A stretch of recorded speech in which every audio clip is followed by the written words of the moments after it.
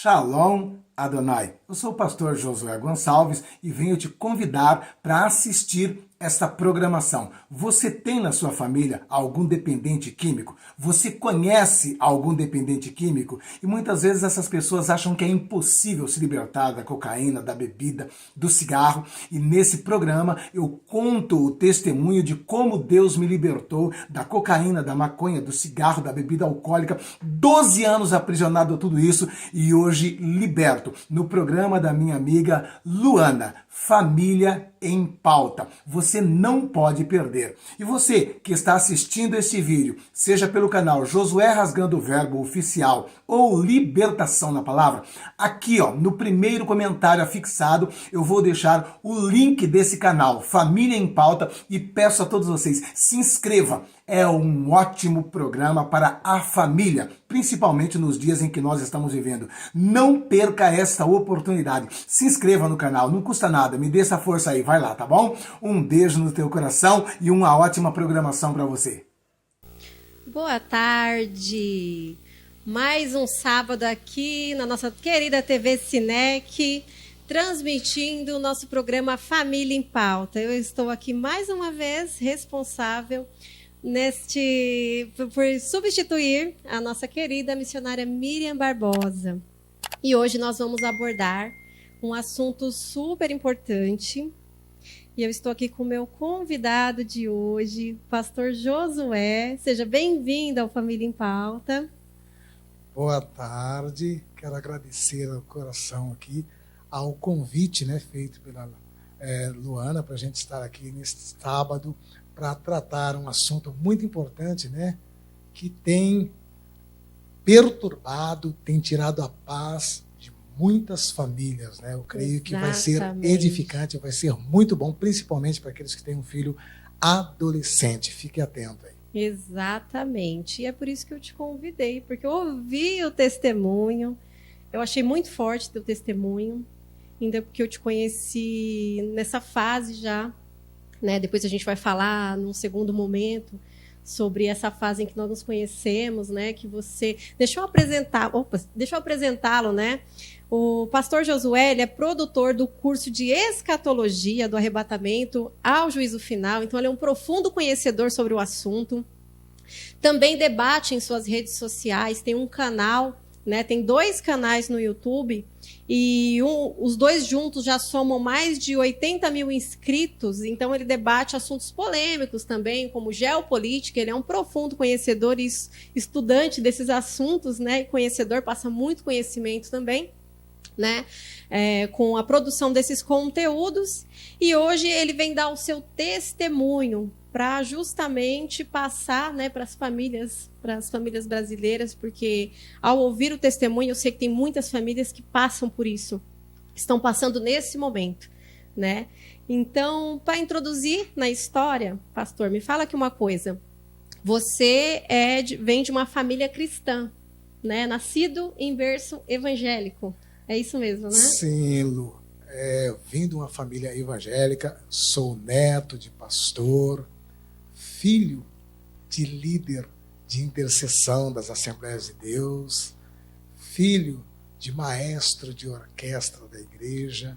Todos os meus irmãos são músicos, musicistas, E mesmo tendo nascido numa família tão abençoada como esta, Por isso que eu falei da questão dos adolescentes, Mesmo tendo sido criado numa família como essa, na minha adolescência, essas coisas me chamou a atenção.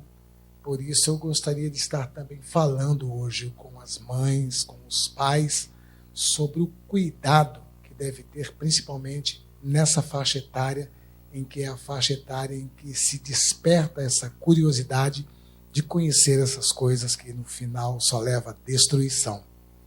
Você, no seu testemunho, você diz que conheceu o mundo das drogas. Não, foi a introdução, No primeiro momento ali, foi aos 14 anos, foi isso? Isso, exatamente. Eu tendo 14 anos, Quando chega essa fase aí dos 14, 13 anos, tem muito aquela questão de aceitação no grupo de amigos, E para ser aceito no grupo de amigos, A pessoa tem que ser aquele garoto para frente, moderno, avançado, conhece tudo, né? E se o garoto não tem um respaldo dentro de casa, não tem um respaldo do pai e da mãe nesse momento, ele vai acabar sendo levado por essa influência, porque ele vai querer ser aceito no grupo em que ele vive, né? E ele acaba sendo motivo de chacota, porque hoje em dia eles usam um termo aí, né, os adolescentes, BV, BV. Outro dia eu ouvi um sobrinho falando BV, eu falei, o que é BV? Boca virgem, né, que nunca beijou. Então, já é motivo de chacota. Quem é BV já é motivo de chacota, né, entre os garotos de 12 e 13 anos, né? E esse é só um exemplo. E aí vem aquela questão, você já conheceu isso, já ouviu falar disso, ouviu falar daquilo? Como na minha época, né, o meio evangélico era um pouco mais rigoroso para com as crianças, principalmente a Assembleia de Deus, né? Você é uma doutrina bem rigorosa. Bem rigorosa. Você não podia jogar futebol, né? Não poderia ir num parque, num circo. Então você acaba ficando com aquela curiosidade de conhecer todas essas coisas, né? E aí, como diz o ditado, né? Quem nunca comeu melado, quando come se lambuza. E aí eu, nessa curiosidade de querer conhecer essas coisas, eu fui apresentado, a princípio, para a bebida alcoólica, que é o que eu disse, né? Que bebida alcoólica ela é a porta de entrada para todas as outras coisas. Então tem muitas pessoas que falam assim, meu filho, minha filha, um adolescente, mas o máximo que ele faz é tomar uma cervejinha, um chopinho. Eu também comecei com uma cervejinha e com um chopinho, com 14 anos de idade, e abriu a porta para todos os demais vícios. É isso que eu ia perguntar. Então essa foi a porta de entrada. Uma coisa que aos olhos de muitos, inocente. Tomar ali uma cervejinha. Meu filho está só tomando uma cervejinha, mas isso te abriu. Teve um momento em que isso já não fazia mais diferença. E aí, depois disso, o que foi? Então, aí foi primeiro, inclusive a bebida, né, foi numa festa de noivado, de vizinho, né, chegou lá, e foi a primeira vez que eu peguei um fogo, né, com 14 anos de idade. Uma bebedeira. É, uma bebedeira. Aí, automaticamente, né, aquela questão de você tomar uma cerveja, um chopp, já você, como um adolescente, quer ter também um cigarro na mão também, né, para fazer um chá. Você acha que é chá, né? Mas antigamente era, né? Era chá. Inclusive, antigamente... Na minha você época era super charmoso fumar. Novela, filmes, né? Era comum. Era comum. Restaurante, o pessoal acendia cigarros, tá? Hoje isso os carros hoje em dia... Não, foi abolido, graças a Deus, não sei se ainda estão vindo com cinzeiro. Está vindo com cinzeiro o carro hoje em dia? Acredito que não. Acho que nem vem mais com cinzeiro, Acredito, né? Então, que não. Mas para vocês verem como é que era antigamente o cigarro, até né? no banco de trás, né? Na porta do banco de trás tinha. Tinha o cinzeiro, né? Então, era muito charme para um adolescente, né? Estar com um cigarro na mão e um era copo charme de cerveja. demais, era né? Era charme demais. Então, era tudo. Acender um cigarro na roda de amigos. Era o sonho de consumo de um adolescente, né? E depois do cigarro, como a gente não tinha tanto acesso na minha época, né? A droga como hoje, né? Então a gente partiu para aquele negócio de comprar alguns comprimidos que a gente sabia que é de tarja preta, controlado em farmácia. Então já é bebida, cigarro e agora um tarja preta. E quem que era o incentivador? Eram os amigos mesmo? Os próprios amigos, vamos lá, né? Josué. Os próprios amigos. Tá vamos lá. Olha, nós conhecemos o fulano de tal aí, ele diz que conhece uma farmácia aí que dá para comprar isso aqui, diz que é muito bom com bebida, e aí pega aquele tarja preta, diazepam e outras coisas do gênero aí, né? Que não precisa nem falar o nome, fazer propaganda para ninguém, e misturar com bebida alcoólica. Mas até então eram remédios que vendiam na farmácia, vocês conseguiam ter acesso a essas medicações. Exatamente. E utilizavam junto com álcool, tudo para... Exatamente. Por isso que é uma coisa que eu quero já chamar a atenção para os pais aqui, que é justamente isso aí, deles darem essa atenção para o filho, né? E conversar com o filho, para explicar para o filho que essa questão de aceitação no grupo de amigos não deve passar por isso daí, né? Que, pelo contrário, ele pode muito bem ser aceito demonstrando outras qualidades, outras aptidões, e não necessariamente fazer o que todo mundo faz. Pelo contrário, né, muitas vezes ele vai ser o centro das atenções justamente por fazer o diferente, né? Então, mostrar, incentivar o adolescente, o quanto é bom ser diferente, o quanto é bom ser o Maria vai com as outras. E mostrar que ele tem a sua opinião, que ele é um cara de atitude. Falar, isso aí também é bonito, isso aí é atrativo também, né? E deixa eu te perguntar, e nisso tudo, aos teus pais, que momento caiu a ficha que quando eu te perguntei, você disse que você foi o único dos 7 que, infelizmente, foi para esse caminho. Sim, exatamente. Quando caiu a ficha, eu já estava, na realidade, bebendo, fumando e já tomando esses comprimidos que a gente comprava em farmácia. Isso, né? Você ficou dependente desses comprimidos também? Sim.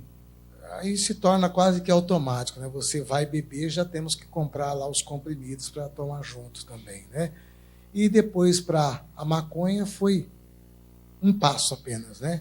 Aí foi para maconha, e da maconha aí foi conhecendo outras pessoas, né, que conheciam outros tipos de droga, né?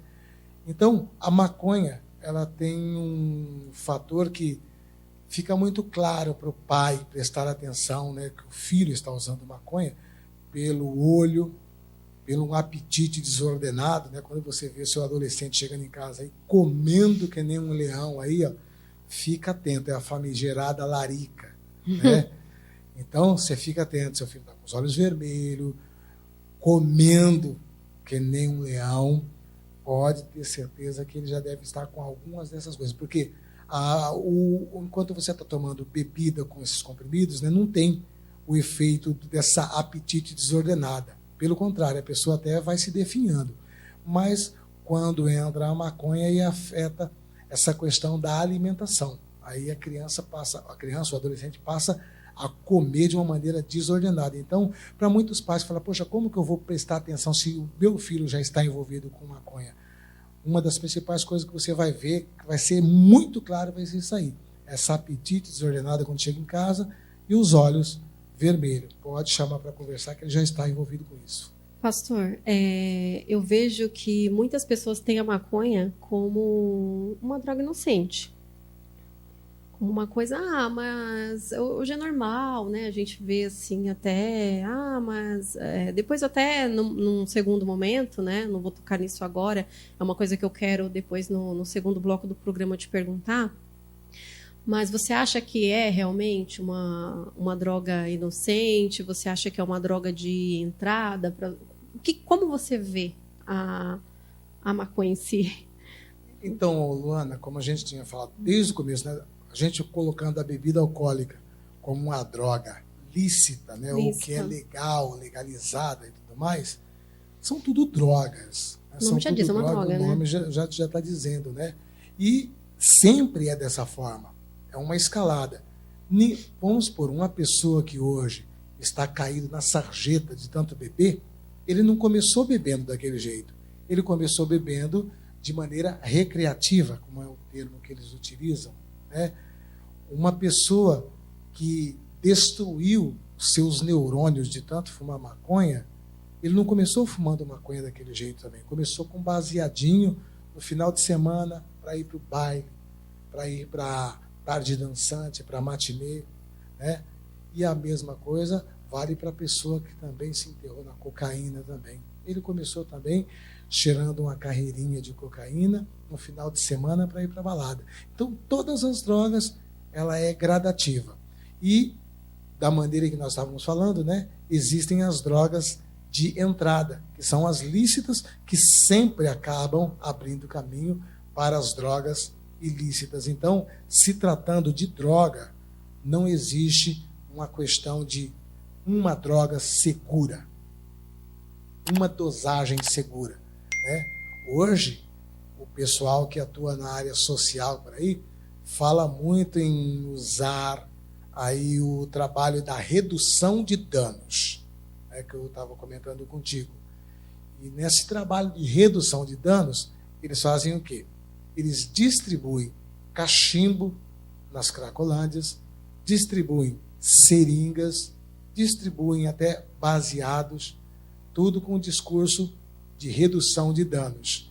E vem aqueles também que vêm com o discurso da legalização, descriminalização, para diminuir o crime, a criminalidade, o tráfico e coisa do gênero. Tudo isto é uma balela. Tudo isso aí é simplesmente uma maneira legal de destruir o ser humano, de destruir a sociedade, principalmente jovens e adolescentes, que é o alvo da droga. Né? Com certeza. E a gente percebe que, assim, voltando lá no teu testemunho, né? Você comentou que você nunca chegou assim ao ponto de que muitos jovens chegam, de ter que sair, roubar para poder sustentar o vício.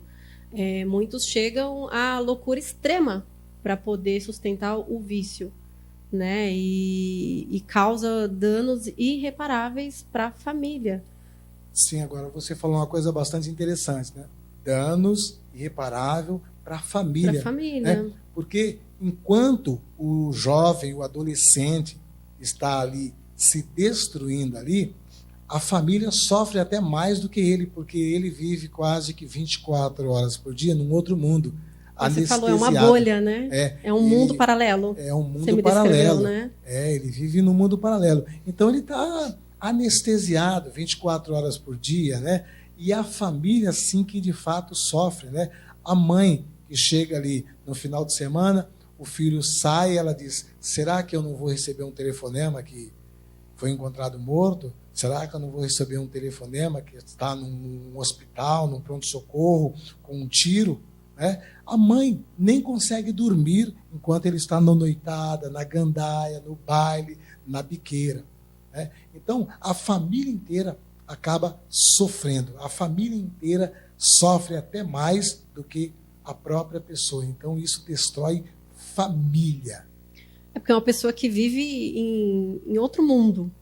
Ela vive desconectada com a realidade. Sim. Para ela realizar uma besteira, para alguém chegar ali e falar assim, vamos ali, tomar ali aquele comércio. E ela aí, eu acredito que seja assim. Mesmo que não seja da índole da pessoa, por ela viver nessa bolha, por ela viver fora dessa realidade dela, eu acredito que seja um passo para o abismo. Sim, acaba se envolvendo. E me fala uma coisa, por você ser de uma família cristã, você acredita, né, nesses momentos em que você vivia desconectado da realidade, você acha que a sua base cristã de acreditar em Deus e ter os ensinamentos que a sua família te passou, isso fez a diferença para hoje você estar aqui sentado e hoje você ser a pessoa que você é, ensinar tantas pessoas através do seu conhecimento sobre Bíblia, sobre as coisas de Deus? Sim, verdadeiramente. Isso aí tem um peso fundamental, né? Por isso que diz a palavra de Deus, né? Ensina a criança no caminho em que deve andar. E ainda quando crescer, envelhecer, ela não vai se esquecer daqueles ensinamentos, né? E uma coisa eu digo, né? Mesmo quando eu estava lá fora, lá envolvido com todas essas drogas aí, sempre todas aquelas palavras que eu ouvi dentro de casa estava aqui na mente, estava no coração, e muitas vezes, por incrível que pareça, até nos momentos mais inesperados possível, vinha à tona aqueles ensinamentos que eu tinha dentro de casa, que eu ouvi na igreja. Por isso é muito importante você aproveitar esse período da criança, né, e instruir a criança nesse verdadeiro caminho de vida, né? Instruir a criança nesse verdadeiro caminho de vitória. Né? Diz a psicologia, né, que o caráter, a personalidade de uma pessoa é forjado quase que em torno de 70% até os 7 anos de idade. Então veja bem como a Bíblia tem o porquê de dizer ensina a criança. No caminho que ela deve andar. Ensina a criança no caminho dela. Por quê? Justamente porque hoje a própria ciência, através da psicologia, confirma isso. 70% do caráter, da personalidade da criança, do ser humano que vem ao mundo, é forjado até os 7 anos. Após os 7 anos, sobe esses 30%, que é uma parte mínima em que pode ser trabalhado, em que pode ser tratado. Né? Então, por isso que eu digo que é importante, né, ensinar, transmitir esses valores para as crianças. Papais e para as mamães prestar muita atenção nos filhos nessa idade, dar a base né? Sim. Independente de... A gente não está aqui discutindo religião, né? Mas é impossível não dizer, porque você é de um berço evangélico, poderia ser de um berço católico, poderia ser de qualquer outra denominação, mas não é isso. São os ensinamentos. O que eu quero dizer é assim, no momento lá em que você estava desconectado da realidade, que você estava na tua loucura lá, se você me disse que isso vinha, mesmo assim isso vinha à tona. E eu achei bem interessante, né? Porque às vezes as pessoas não acreditam, né? Que a pessoa tem esses momentos e que isso possa vir à tona. Mas faz todo sentido, que o que vai determinar se a pessoa vai por um caminho ou outro é aquilo que ela tem como base. Exatamente. E outra, né? E a criança, ela é como uma esponja, né? Muitas vezes você está em casa conversando, aqui, vamos supor, o pai e a mãe estão conversando, a criança está lá ou no game, ou com o carrinho, brincando lá, e você acha que ele não está ouvindo nada. De repente você fala uma coisa aqui, do nada ele chega lá e fala, não, mas não é assim não, é assim, essa... Ele estava ouvindo aqui o assunto, aqui estava prestando atenção. Ele estava no game, estava no carrinho, mas estava ali ouvindo, né? Porque ela é igual uma esponja, né? Absorve tudo ali, né? Então, é importante passar esses valores para a criança, né? E porque esses valores, mesmo que você não entenda, enquanto a criança ou o adolescente já enterrado nas drogas estiver lá, tudo aquilo que você passou para ele de bons valores, de bons princípios, fica gravado, fica registrado, não só na mente, mas no próprio coração da criança, né? E eu tive várias experiências como essa, e foi nos momentos mais terríveis, né? Porque, como eu ainda não falei, depois de me envolver com a bebida, com o cigarro, com os comprimidos, depois a maconha, depois a cocaína, eu vivi 12 anos enterrado nas drogas, né? E desses 12 anos, os últimos 5 anos, eu já não cheirava mais cocaína porque para mim não fazia mais efeito. E então eu passei a injetar com seringas, né, a cocaína na veia. Foram 5 anos. Então a droga também tem esse aspecto, toda droga tem esse aspecto. A pessoa vai sempre aumentando a dosagem, porque se hoje um baseadinho deixa a pessoa legal, depois de 1 semana, 2 semanas, 3 semanas, 1 mês, 2 meses, aquilo ali já não vai ser mais o suficiente, ele vai precisar de 2, de 3, de 4, e sempre vai aumentando. Toda droga é dessa forma. E assim também é a cocaína, né? E depois que chegou o ponto que eu não tinha mais efeito cheirando, eu passei a injetar a cocaína na veia, e injetar a ponto de ter 3 overdoses, né? E naquela época também... É Deus contigo mesmo, hein? É, só Deus, né? Deus te ama, Jesus te ama muito. É verdade, só mesmo pelo amor de Deus eu estar aqui. Se não fosse o amor de Deus, eu não estaria mais aqui. Mesmo porque, né, Luana? 3 overdoses. Mesmo porque... E além das 3 overdoses também, perigo, né? As pessoas que, como a gente era tudo jovem naquela época lá, não se preocupava muito com a segurança, com a saúde, coisas do gênero. O jovem, né? Ele não tem muito senso de preservação, não né? Não tem esse senso de preservação, de asepsia. Então compartilhava seringas e, de repente, além dessas overdoses que eu já tinha tido, começou a me chegar a notícia de pessoas que compartilhavam seringas comigo que tinham morrido de AIDS. Né? Aí falei, você pensou, agora chegou minha hora. Chegou a minha vez. Você estava lá na fila esperando sua senha ser chamado. Só que eu posso estar aqui, pelo menos 3 pessoas que compartilhavam seringas comigo, os 3 morreram, né? E eram pessoas assim que eu tinha o convívio de compartilhar. Não de overdose, de doença mesmo. Morreu de HIV. Morreu de HIV. Então, literalmente, eu tinha essa convicção, né? Que eu estava com HIV e eu estava agora nesse quadro aí em que eu já tinha perdido todo o controle, né? Porque uma coisa é certa, as drogas, elas sempre são apresentadas, né? O seu lado alegre, divertido, né? Recreativo. Desinibido. Deixar você desinibido. Almoço descolado. Exatamente. Só mostra esse lado, né? Então, das vezes, Luana, eu acredito que Deus permite pessoas como eu, que chega ali pertinho do limiar da morte, que volta para contar para esses jovens o lado que o mundo não vai te contar. né? O mundo vai te contar o lado colorido, bonito, festivo, aquelas glamour. raves, né? Todo mundo muito feliz. O lado do glamour. Então eu estou aqui hoje muito mais para contar o lado negro de tudo isso aí. Por quê? Porque você tem aqueles breves momentos ali de alegria, de euforia, mas se você tem 2, 3 horas de alegria, de euforia naqueles momentos, você vai ter, depois daquela euforia, depois daquela alegria, 4, 5, 6 horas de angústia profunda, de tristeza. É o que o pessoal chama de paranoia. A paranoia. Você sente uma tristeza no coração, na alma, sabe? Tão grande, que muitas das vezes você pensa até em tirar a sua própria vida.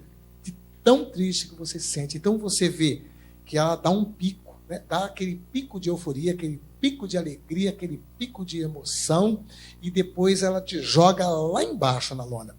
Esse horário ninguém vê. Então, geralmente, uma pessoa, né, que é um jovem, um garoto, um adolescente de família, quando ele está indo ou para a igreja com o pai, com a mãe, ou então até mesmo para uma pizzaria, para jantar com seus familiares e tudo mais, ele é muitas vezes atraído por aquela mesa em que ele vê ali jovens e adolescentes com a mesa cheia de cerveja, cigarro na mão, dando risada, comendo.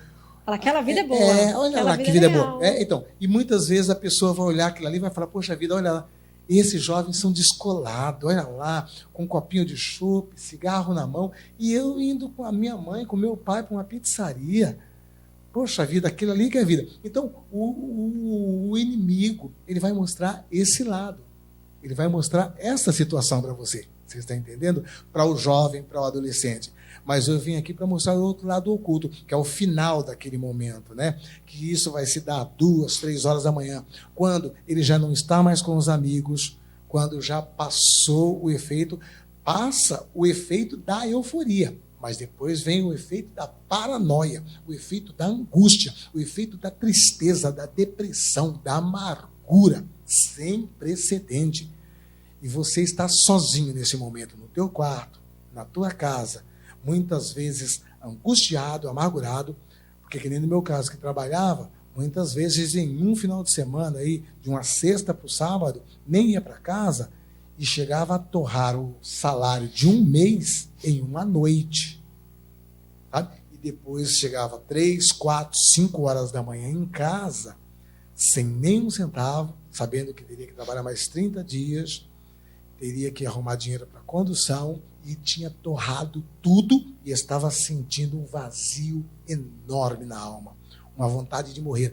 E sem contar que quando você olha para o espelho, nesse quadro de madrugada, você sente vergonha de você mesmo, porque daí você, sozinho ali na solidão do teu quarto, você vai ver que você não passa de um lixo humano. Você vai perceber que você está como uma verdadeira escória da sociedade.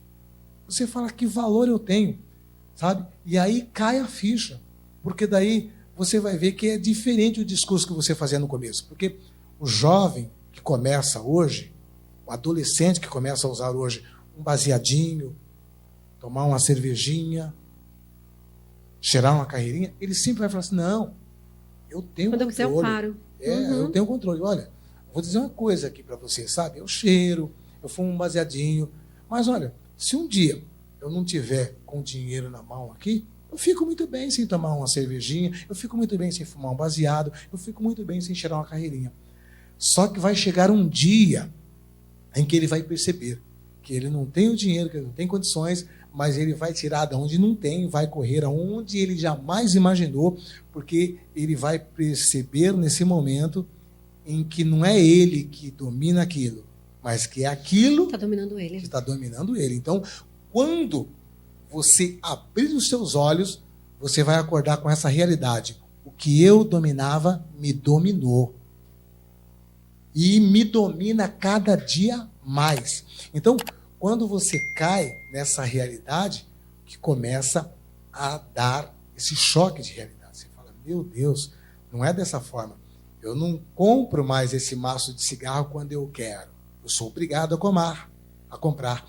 Eu não compro mais esse baseado quando eu quero. Eu sou obrigado a comprar. Sabe? Então, o que eu costumo dizer para as pessoas, a propaganda do nosso inimigo das nossas almas é essa. Não vai na onda do teu pai, não vai na onda da tua mãe. Ele só sabe falar não para você. São quadrados. São quadrados, retrógrados. Tudo que ele fala para você é não, não, não, não. Não sai outra palavra da boca do teu pai. Agora aqui comigo, você só vai ter sim. Entendeu?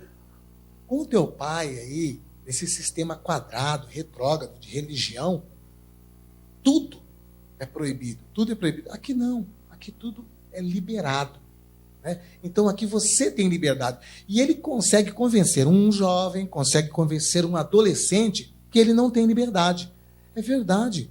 Poxa vida, eu nesse sistema religioso, esse sistema quadrado, retrógrado do meu pai, eu não tenho liberdade para beber, não tenho liberdade para fumar, não tenho liberdade para fazer nada, tudo não pode, não pode. E do outro lado eu tenho essa liberdade. Então ele entra com essa propaganda de que ele tem a liberdade de fumar. Ele tem a liberdade de cheirar. Ele tem a liberdade de injetar cocaína.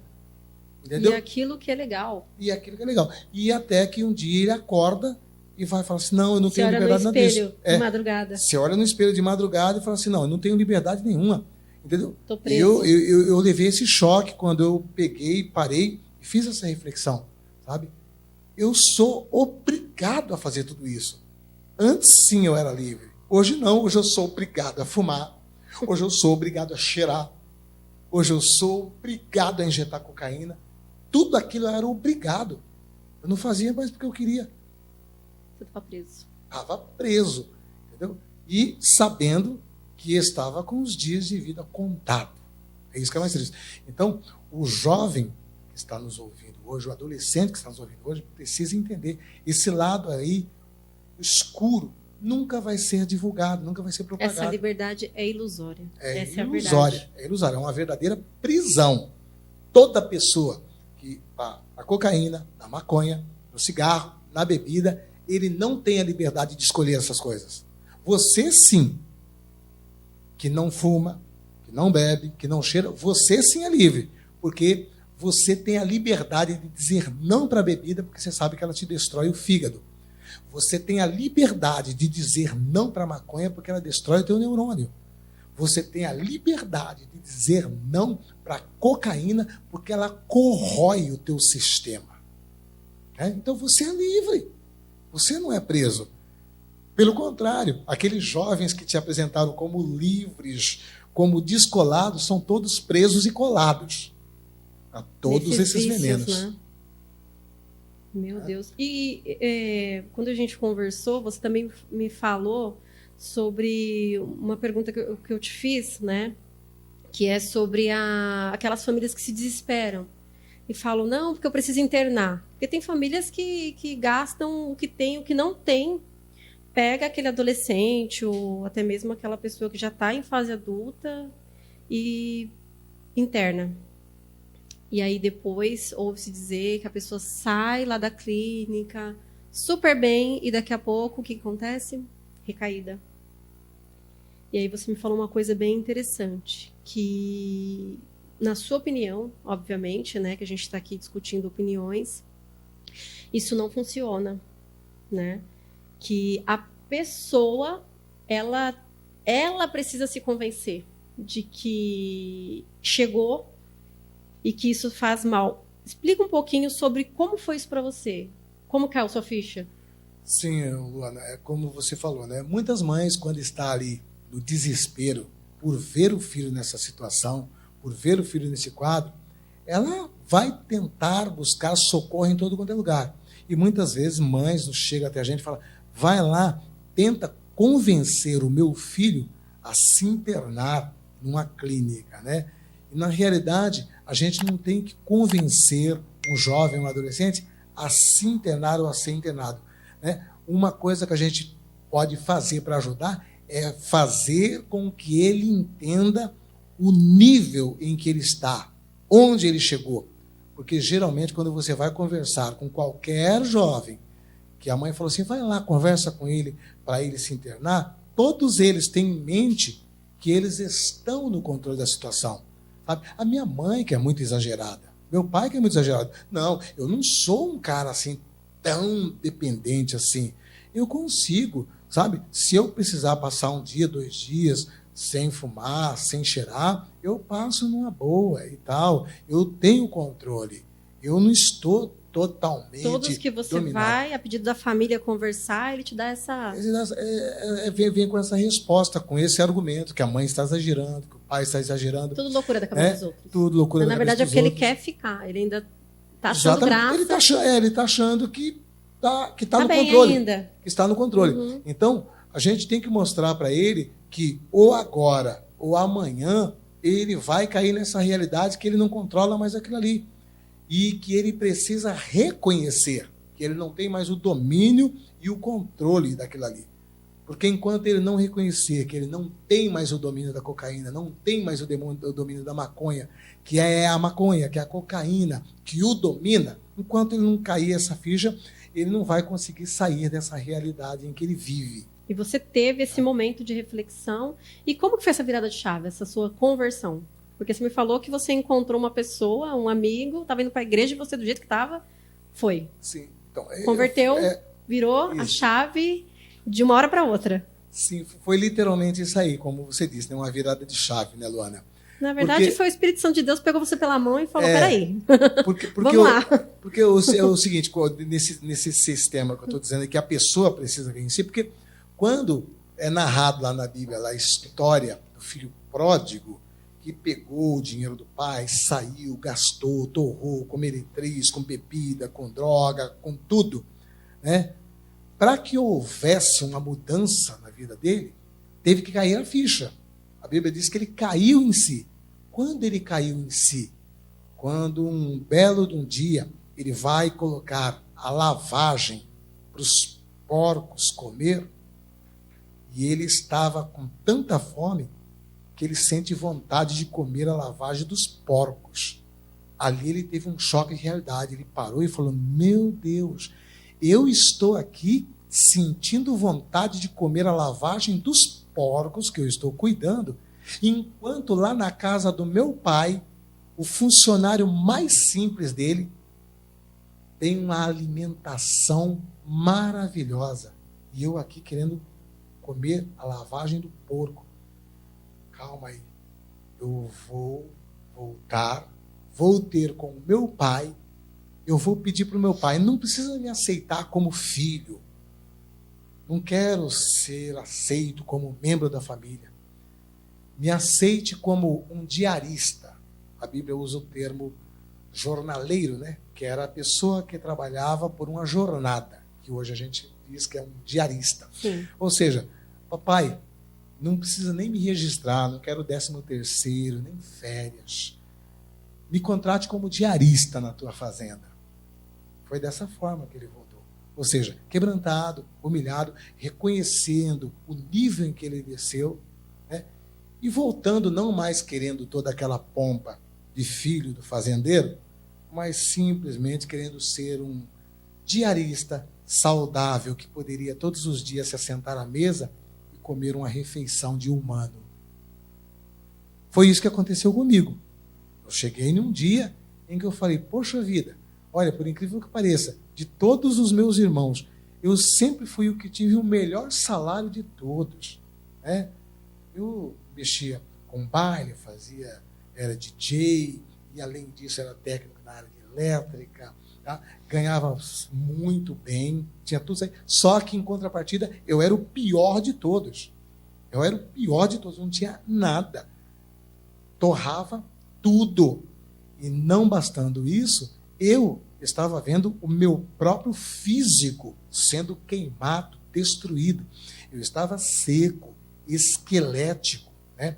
Os meus braços aqui eram só vergões de tantas picadas, né? Porque injetava agulhas assim, era 30, 40 picadas por dia, né? Aqui nas costas das mãos, aqui. Eu olhei, eu estava como um traste, né? Olhando para mim no espelho, vendo os meus irmãos, vendo a família que eu tinha e o nível em que eu estava. E já tinha passado por 3 overdose. Então, eu olhando para o espelho, vendo aquele lixo humano que estava ali, eu cheguei à seguinte conclusão: só me resta 3 destinos: morrer baleado aí, ou por polícia ou por ladrão, morrer de overdose, ou então de HIV, porque 3 que compartilhavam seringa comigo já morreram, e eu estou seco, esquelético, e usando toda essa droga. Então eu cheguei naquele momento, eu tive esse choque de realidade, tinha convicção, eu não duraria mais um mês naquele estilo de vida. Então eu falei, se Deus existe, Ele está vendo dentro do meu coração que eu não tenho mais prazer nesse estilo de vida. Eu não tenho prazer na cocaína. A cocaína me dominou, eu não tenho mais prazer na maconha, ela me dominou, não tenho mais prazer na bebida, ela me dominou. Ou seja, me tornei escravo de tudo aquilo. Me tornei escravo. E eu não tenho mais forças de me sair, de me libertar dessas algemas, dessas amarras. E eu tive essa conversa olhando no espelho com Deus. E falei, se o Senhor existe, o Senhor sabe dentro do meu coração que eu não quero mais isso para mim. Eu não tenho mais desejo. Eu só estou aqui porque eu estou preso a tudo isso. E é o que, às vezes, muitas pessoas precisam ouvir de alguém. Talvez estejam ouvindo agora, sabe? Talvez muitas pessoas olham para esse jovem, para esse adolescente e falam, não, ele não quer sair daí. Ele não quer uma mudança de vida. Não, ele quer sim uma mudança de vida. Só que ele tem a consciência que ele está dominado, algemado e amarrado por tudo isso e que o destino dele é morte. Mas alguém precisa dizer para ele, não, tem uma saída, tem uma solução. E é o que nós estamos dizendo para esse jovem, para essa mãe, para esse pai que está nos ouvindo aqui, que tem um filho, que tem um adolescente, que tem um moço nessa situação. Talvez ele precise ouvir de alguém. Não, isso tem saída, isso tem solução. Quando a pessoa ouve isso de alguém que nunca foi usar de droga, ele diz assim, você está dizendo que tem saída, que tem solução, porque você não sabe o quanto é terrível essa prisão da cocaína, o quanto é terrível a prisão da maconha, o quanto é terrível a prisão da bebida alcoólica. Então hoje essa pessoa está ouvindo de alguém que esteve preso a tudo isso, dizendo assim, é possível sair dessas prisões, é possível sair, se libertar dessas algemas. E eu fiz dessa forma. Eu conversei, tive essa conversa franca e sincera com Deus e falei assim, se o Senhor existe, o Senhor sabe que eu não quero mais esse estilo de vida.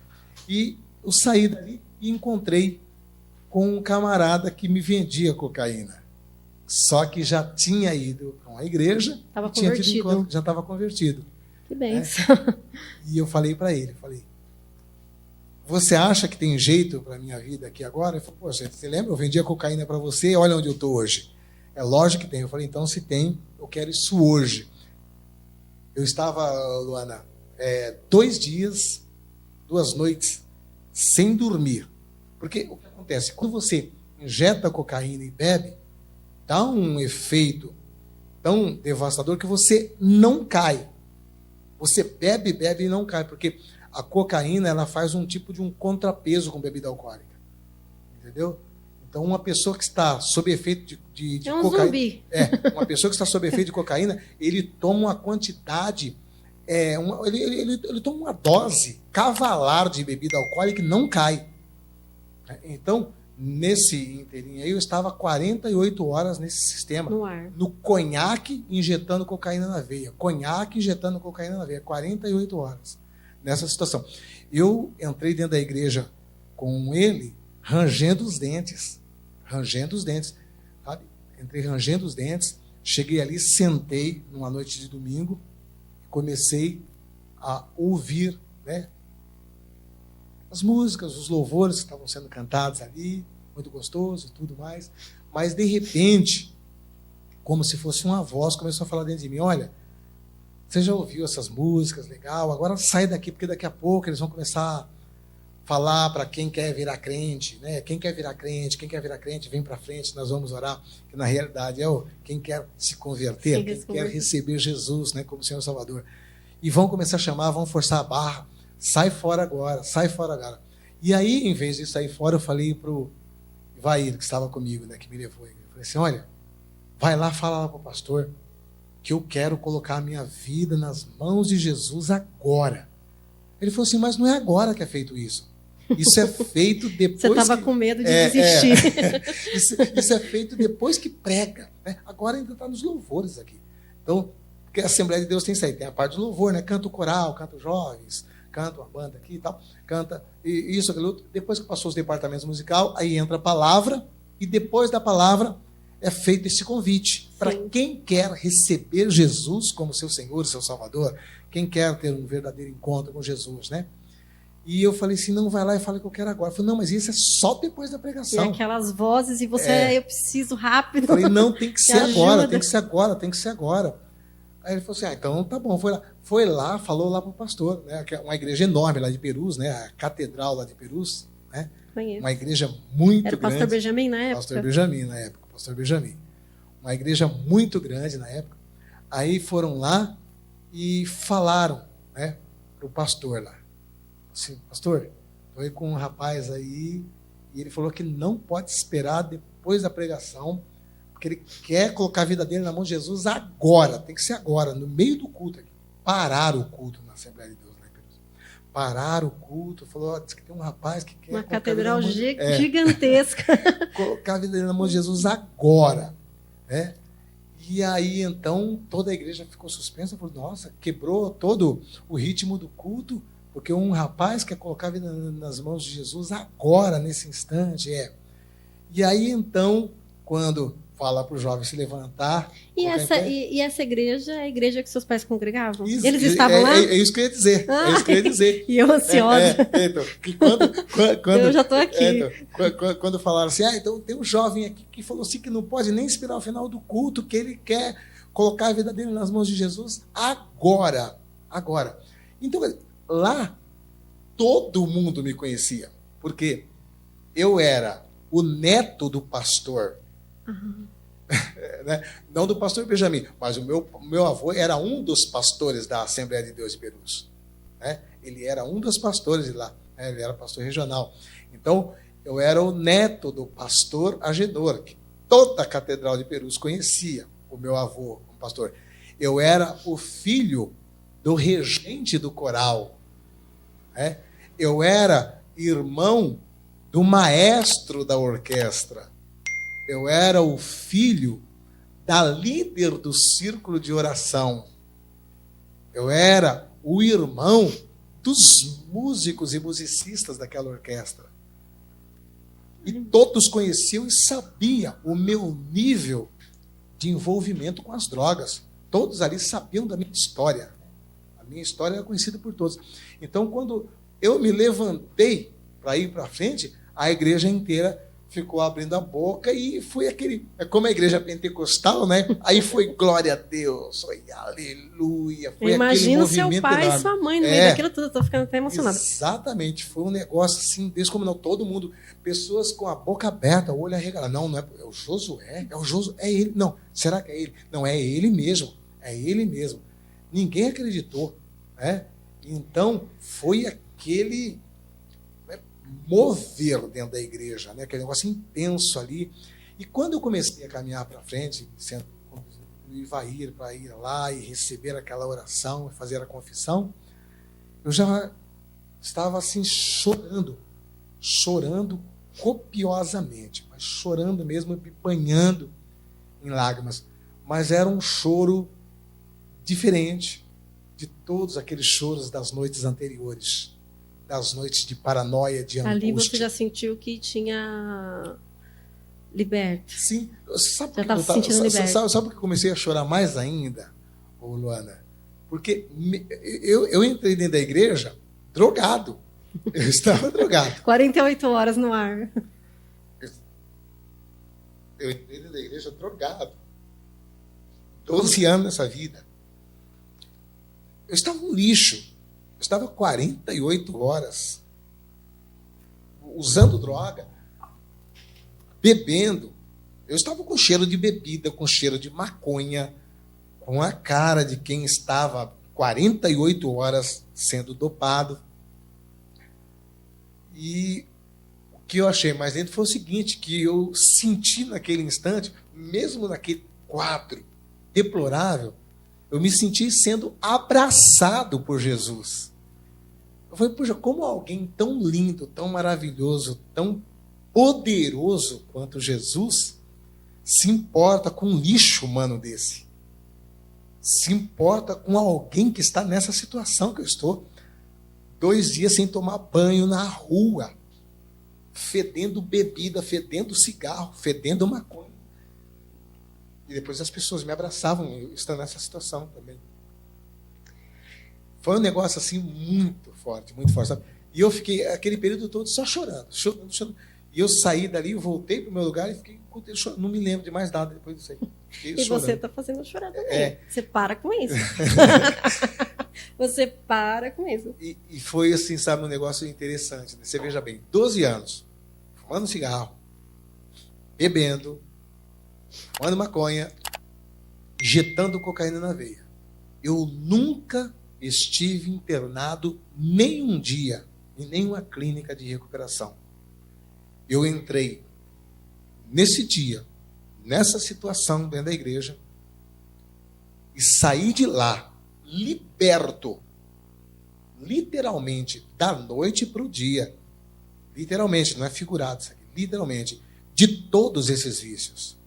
De todos esses vícios, sem nunca passar por uma clínica de recuperação. Ninguém acredita, fala assim, não, isso aí é fogo de palha. Daqui 2 dias ele está de novo, daqui uma semana... Quantos anos fazem? Já tem, vai fazer 30 anos quase. Que testemunho forte, eu falei que era forte. Falei que era um testemunho forte. E a esperança, muita esperança. E outra, né? E sem contar, né, que depois que a gente teve essa experiência, né, fui liberto de tudo isso, né? Aí você fica naquela assim, poxa vida, né? Mas eu tinha a questão lá do compartilhamento de agulha, seringas com as pessoas. Eu estava seco, esquelético. Né? Quase que eu encerro sem você falar, né? Então, eu estava seco, esquelético e tal. Aí eu fiquei naquela situação, vou ou não vou para o Emílio Ribas? Vou ou não vou? Fazer o teste. Eu sei que às vezes nós estamos falando com pessoas aqui que podem não acreditar que Deus fala com seres humanos, tá? Mas Deus fala com seres humanos. Você acreditando ou não, Deus fala com seres humanos, né? E manda recado de uma pessoa para outra, né? E em um dia chegou, num sábado, na casa da minha mãe, eu morava lá com ela, na casa da minha mãe, chegou lá um jovem que ele era transformista, ele era homossexual, travesti, e ele tinha se convertido. Fazia pouco tempo que ele tinha se convertido. E tanto é que ele ainda não tinha removido os seios, ele ainda tinha seios ainda e tal, mas já estava vestido como homem. E quando ele entrou dentro da casa da minha mãe, faziam 3 meses que eu tinha me convertido. 3 meses que Deus tinha me libertado de tudo isso aí. E eu estava inseguro de ir para o Emílio Ribas, porque naquela época fazia o exame de HIV no Emílio Ribas. Eu estava inseguro de ir para o Emílio Ribas. Aí, quando ele entrou na casa da minha mãe, do nada, ele olhou para mim e falou com toda a autoridade. Ele disse assim, jovem, hoje Deus está entrando na tua corrente sanguínea, purificando teu sangue. Eu desabei naquela hora, porque eu entendi o que ele estava falando, quando ele disse, eu estou entrando na tua corrente sanguínea e purificando o teu sangue. Ali eu criei coragem.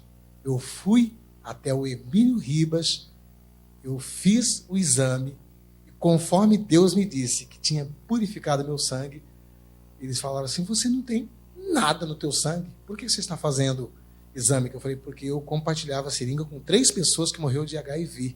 Eu falei, você não tem nada, seu sangue está puro, perfeito, maravilhoso. Eu falei, glória a Deus, e hoje estou aqui. Muito obrigada por compartilhar conosco esse testemunho lindo, maravilhoso. Muito obrigada mesmo. Amém. Acredito que vai alcançar muitas vidas. Olha, quem quiser conhecer melhor o pastor Josué, eu estou atrasada aqui no horário, né? A gente passou um pouquinho, mas depois a gente vai ter outras oportunidades, né? Vou ver se eu te chamo para uma live para a gente continuar esse bate-papo. Muito mesmo, obrigada por compartilhar. Quem quiser conhecer um pouco mais, qual que é o seu canal? Libertação na Palavra. Libertação na Palavra. Não deixe de acessar o canal no YouTube do Pastor Josué. E tem também o curso, né, que fala sobre assuntos escatológicos, para você que nunca ouviu falar sobre escatologia, que é o estudo das últimas coisas, né? Isso. Então, para você que vai entrar lá no canal, a gente trabalha da seguinte forma, tá? Você vai ter, quando você abrir lá o canal lá, você vem na aba aqui embaixo, você tem vídeos. Então, nos vídeos, você vai ter lá uma média de 200 mensagens. Para quem for assistir a gente pelo YouTube, a gente vai colocar aqui. Ah, tá. Então tá a jóia. gente coloca aqui Isso. no YouTube. Então, quando você entrar na aba lá, vídeos, tem uma média de 200 mensagens, que é tudo em torno de 20 minutos cada mensagem. E depois, no ao vivo, já vai ser outros temas, né? Que eu abarco geopolítica e faço um link com a escatologia bíblica, né? Mostrando o que está acontecendo no cenário mundial, na geopolítica, e o link que isso tem com a escatologia, que é a doutrina das últimas coisas, né? Os últimos acontecimentos que está reservado para o mundo. Então, aí entra o que você tinha falado do curso de escatologia, né? É um curso que eu acompanhei ali, né?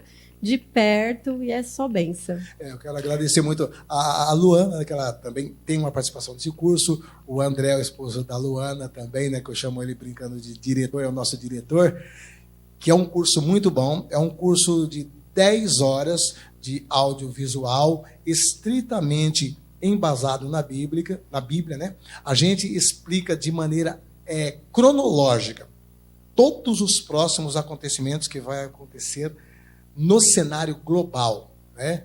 Então vem uma sequência cronológica: o arrebatamento da igreja, tribunal de Cristo, bodas do Cordeiro, tribulação, grande tribulação, milênio e juízo final. Tudo em ordem cronológica. Um curso muito bom mesmo, são 10 horas de audiovisual e é um curso que ele é vitalício, ele vai ser para sempre seu, você pode estudar quando, como e a hora que você quiser, e ainda pode te servir como um material de pesquisa. Maravilhoso. Então é isso, pessoal. Agradeço demais a audiência de vocês e até o próximo sábado. Muito obrigada e até mais. Obrigada, pastor. Eu que agradeço a Luana e agradeço a todos aqui do Família em Pauta. E siga o Família em Pauta. Pois bem, após você ver com os seus próprios olhos que há solução sim para esse problema que tem destruído muitas famílias, eu te peço, compartilhe este vídeo com o maior número de pessoas. É impossível nos dias em que estamos vivendo não ter uma família que tenha no seu seio um ente querido com esse problema, ou que conheça alguém com este problema. Então compartilhe ao máximo essa mensagem e mais uma vez eu peço encarecidamente, se inscreva nesse canal Família em Pauta. Você que está me vendo do Josué Rasgando o Verbo Oficial e do Libertação na Palavra, se inscreva. Este programa será uma bênção para a tua família. E quero agradecer a minha amiga Luana por essa ótima oportunidade de estar mostrando para todas as famílias que é possível sim reverter esse quadro que tem sido um verdadeiro câncer no seio da sociedade. Um beijo no teu coração.